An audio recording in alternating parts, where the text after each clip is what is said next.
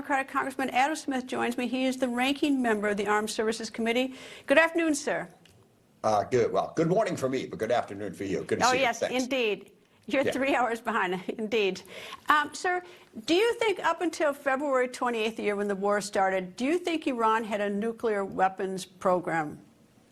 Oh, they've had a nuclear weapons program for some time. What we don't know, unfortunately, since the Israel 12-day war and Operation Midnight Hammer against it, is what the status of that nuclear program was now. We actually, on the Armed Services Committee, have been asking for that brief from the administration ever since that operation last June.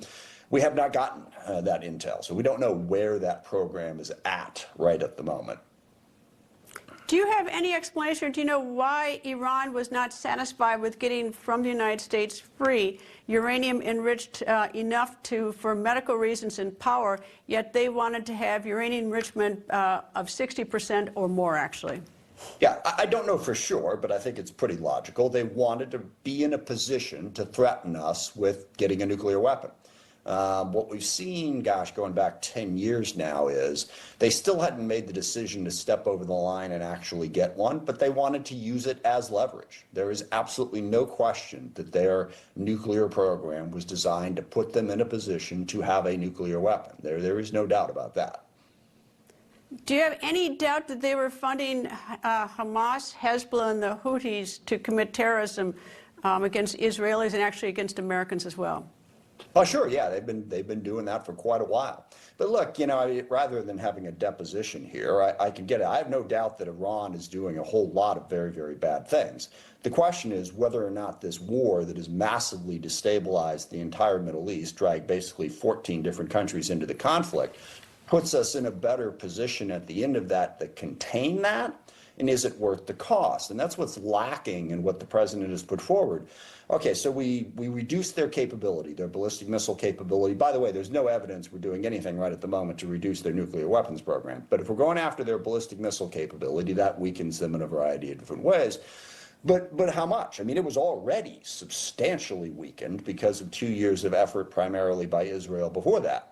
How much more weakened is it going to be when this is done, and how quickly can they reconstitute it? Because that's the second piece of this. There's no evidence right now that the regime in Iran is close to toppling or even close to achieving what I think President Trump wants to achieve, which is an Iranian regime that is more pliant to U.S. demands.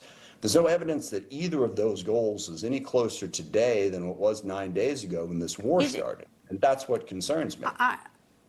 I'm not in favor of war. I don't know. I have no classified information whether the weapons program at all. I do see a history of efforts in the United States to resolve these things by diplomacy with a nation that has said death to America and death to Israel. So it's alarming. I've seen what they've done. I've walked the tunnels in Hezbollah. I've done it. So naturally, I have a concern. I just don't. What I don't have is a sense that I don't have a sense that Iran is honest with us. Even the IAEA has said that they've been deceitful about their program. So I don't know how we get those answers. I don't know, at all. Well, two things. So that's one. We have to understand sort of what the policy approach is that we're trying to achieve here. And there's two pieces to that.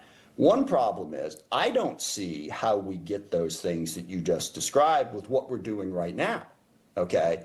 Yes, we are degrading them to a very degree, but we've degraded them before in a whole bunch of different ways, through economic sanctions, through some military action, through some covert action that others have done.